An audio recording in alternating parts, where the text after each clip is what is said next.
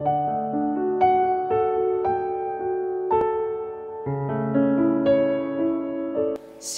selamat sore saudaraku. Jumpa lagi dengan saya Pendeta Deborah Dumasi Sianipar dalam acara Renungan Senja yang ditayangkan setiap pukul 17.00 WIB setiap hari atau pukul 5 sore. Hari ini saudaraku kita akan merenungkan kembali khotbah yang sudah ditayangkan pada hari Minggu yang lalu yang berjudul menaati Tuhan tanpa syarat. Saudaraku, salah satu penghalang untuk menaati Tuhan ada menghalangi menaati Tuhan adalah kompromi dengan dosa. Maka hari ini saya kasih judulnya pembahasan ini, jangan kompromi dengan dosa. Saya bacakan dulu Efesus 5 ayat 10 sampai 13 sebagai dasar kita. Dan ujilah apa yang berkenan kepada Tuhan. Janganlah turut mengambil bagian dalam perbuatan-perbuatan kegelapan yang tidak berbuahkan apa-apa.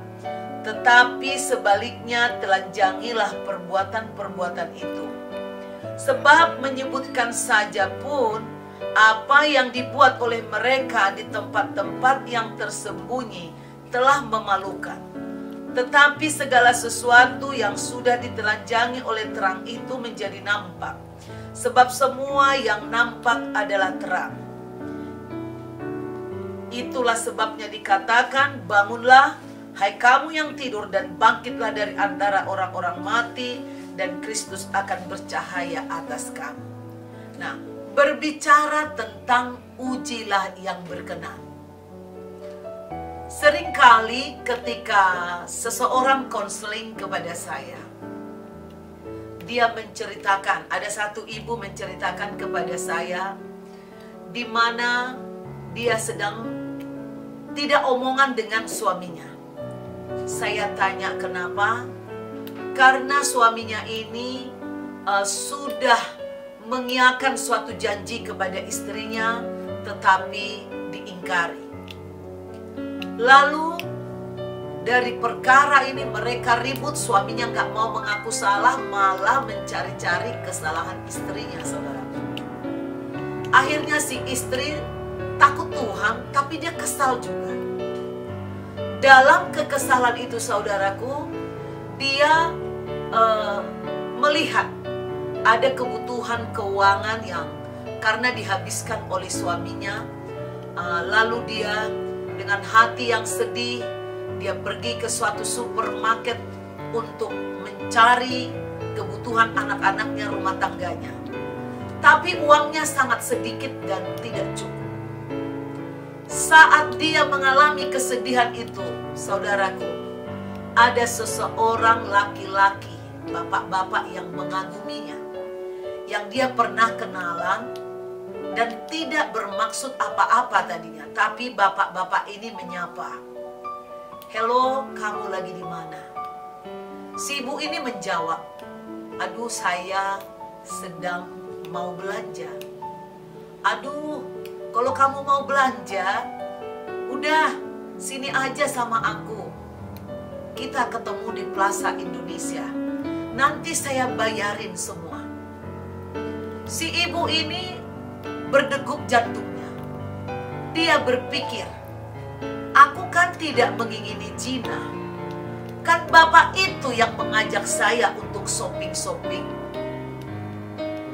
Tapi ada suatu degup jantung yang tidak wajar di dadanya. Lalu dia pergi ke kamar mandi berdoa, "Tuhan, tolong beritahu saya butuh uang yang sangat banyak. Dan saya tidak mau zina. Aku akan menjaga diriku. Apakah saya boleh, Tuhan, menerima ajakan Bapak itu hanya untuk shopping, setelah itu saya pulang. Saya tidak akan zina, saya tidak akan selingkuh." Itu perkataan wanita ini. Tetapi Tuhan di luar sangkaan ibu ini memberikan satu firman. Janganlah engkau bertindak sesuatu di dalam gelap. Nah, apa artinya? lampu atau pelita selalu ditaruh di atas kaki dia. Artinya apa? Beberkanlah perbuatanmu kepada suamimu. Kalau suamimu setuju, berarti engkau boleh melangkah. Tetapi kalau suamimu tidak setuju, atau kau diam-diam menyembunyikan, merahasiakan ini kepada suamimu, itu perbuatan kegelapan dan dosa. Ini saudaraku, kompromi. Bisa saja si wanita ini kompromi, tapi karena dia takut akan Tuhan, dia mengatakan, aku tidak mungkin mengatakan ini kepada suamiku. Karena suamiku juga membenci perzinahan. Aku sendiri pun, aku tidak tahu perbuatan kegelapan seperti ini. Memang aku butuh uang, tetapi aku tidak akan melakukannya. Lalu dia menangis. Dia menjawab laki-laki itu, maaf saya tidak bisa. Nah saudaraku, banyak wanita-wanita sekarang mengatakan kepada saya, kenapa kamu jatuh ke dalam perzinahan?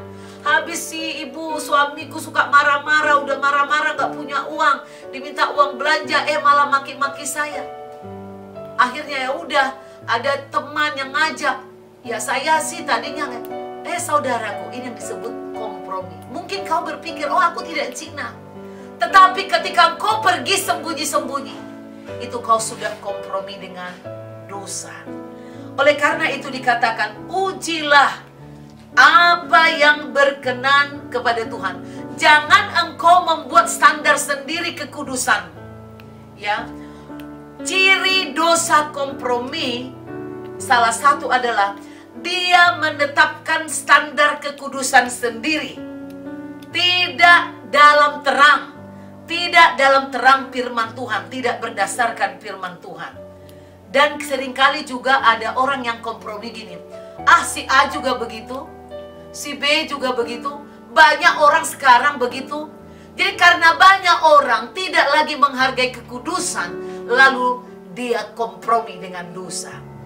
Jangan menganggap zina hal yang biasa. Zina, kata Tuhan Yesus, bukan hanya ketika mereka bersetubuh yang di luar pasangan, tetapi ketika timbul pun di dalam pikiranmu, itu sudah dosa, sudah zina. Nonton bulu film, banyak pasangan suami Kristen, anak Tuhan, pelayan Tuhan mungkin menonton bulu film, hal-hal yang tidak pantas. Tapi karena ini sudah biasa ditonton banyak masyarakat umum, lalu mereka berpikir, kita kan sudah dewasa, akan dengan pasangan sendiri. Lalu dia memakai matanya untuk menonton. Ini kompromi dengan dosa. Saudaraku, moral Tuhan kita adalah moral yang paling tinggi, yang paling mulia. Tuhan sangat menghargai moralitas yang mulia, yang kudus. Maka moral dari anak-anak Tuhan akan menjadi sama dengan Tuhan jika kita tidak kompromi dengan dosa. Tetapi jika kita kompromi dengan dosa, maka kita akan memiliki moral seperti anak-anak dunia yang gelap. Maka kompromi ini akan seperti ragi yang akan menghamiri semua adonan. Apa itu adonannya? Reputasi Tuhan di dalam hidupmu, reputasi imanmu, citramu, dan wibawa rohanimu. Maka engkau tidak akan pernah bisa menyampaikan kebenaran kepada orang lain, kepada suamimu, kepada anak-anakmu. Engkau telah membuat dirimu tidak ada wibawa, tidak ada otoritas ketika engkau menggunakan matamu, hidupmu menuruti standar dunia. Jadi saudaraku, kekudusan mata, kekudusan mulut, kekudusan telinga, kekudusan seluruh tubuh kita ini menjadi suatu kebutuhan moral di saat ini.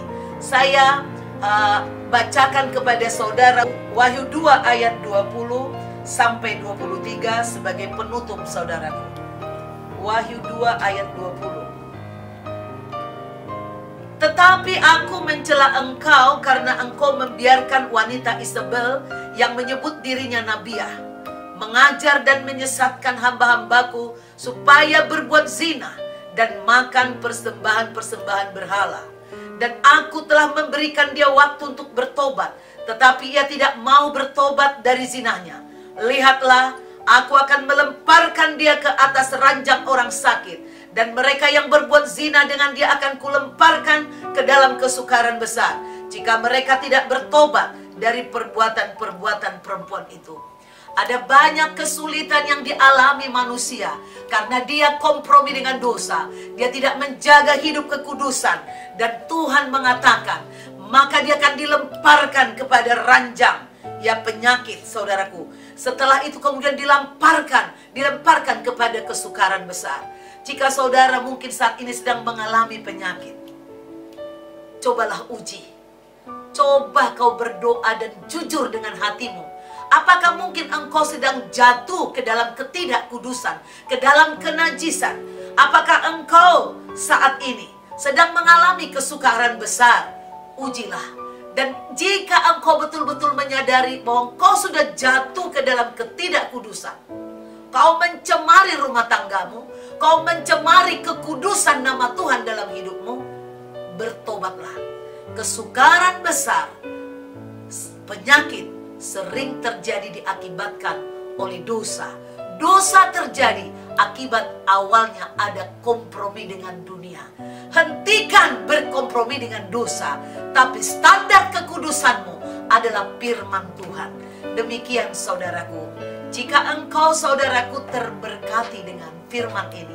Sekali lagi, judul daripada renungan senja ini, jangan kompromi dengan dosa.